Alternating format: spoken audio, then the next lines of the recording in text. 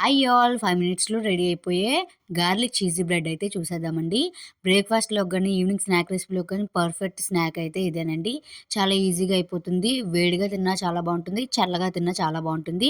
పిల్లలకి బాగా నచ్చుతుందండి. దీనికోసం ముందుగా ఒక బౌల్ తీసుకొని బటర్ అయితే తీసుకోవాలి. ఇందులో గార్లిక్ ఇలా తురిమి వేసుకోవాలి.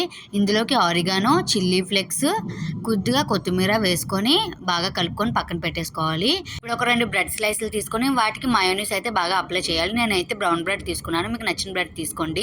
మయోనీస్ అప్లై చేశాక మధ్యలో కొద్దిగా మోజరెల్లా చీజ్ పెట్టేసి శాండ్విచ్‌లో అయితే పెట్టేయాలి. పైనంతా ఒక స్లైస్‌కి పైనంతా మనం మిక్స్ చేసుకున్న మిక్సర్‌ని అయితే అప్లై చేయాలి.